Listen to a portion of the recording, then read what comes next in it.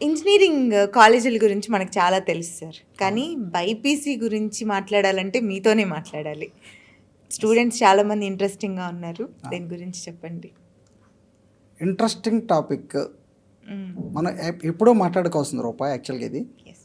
But అల్టిమేట్గా ఏంటంటే ఇప్పుడు చాలామంది స్టూడెంట్స్ ఎంసెట్ రాసిన వాళ్ళు కానీ నీట్ రాసిన వాళ్ళు కానీ ఎంసెట్ రాసిన వాళ్ళు అయితే కనుక ఇటు సైడ్ మీకు బైపీసీలో పారామెడికల్ కోర్సెస్ కాకుండా మిగిలిన కోర్సెస్ అన్నిటికీ కూడా వాళ్ళు అప్లై చేసుకుంటున్నారు. బీఫార్మసీ కానివ్వండి, ఫార్మ్ డి కానివ్వండి, అగ్రికల్చర్ బీఎస్సీ కానివ్వండి, లేదు అనుకుంటే కొన్ని యూనివర్సిటీస్లో కానీ కొన్ని స్టేట్స్లో కానీ వెటనరీ సైన్స్ కూడా ఎంసెట్ త్రూ ఇస్తున్నారు. అలాగే నీట్ త్రూ అయితే కనుక ఉన్నవి 3 లేకపోతే 4 అవకాశాలు ఏమున్నాయి. ఒకటి ఎంబీబీఎస్, బీడిఎస్, బిఏఎంఎస్ అంటే మనకి ఆయుర్వేదిక్ మెడిసిన్, బిహెచ్ఎంఎస్, ఇవి నీట్ త్రూ కూడా ఇస్తున్నారు అనమాట.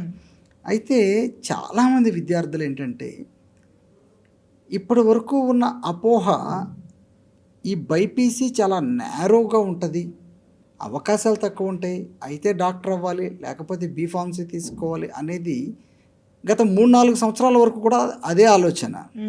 కానీ ఇప్పుడు ఒక అవేర్నెస్ మనం క్రియేట్ చేయాల్సిన అవసరం ఎంతైనా కానీ ఉంది రూప. అందులో డిఫరెంట్ కోర్సెస్, ఎంత మంచి కోర్సెస్ ఉన్నాయంటే ఈవెన్ సాఫ్ట్వేర్ ఇంజనీర్స్ కంటే కూడా బెస్ట్ శాలరీస్ పొందేటువంటి కోర్సెస్ వాళ్ళకు ఉన్నాయి.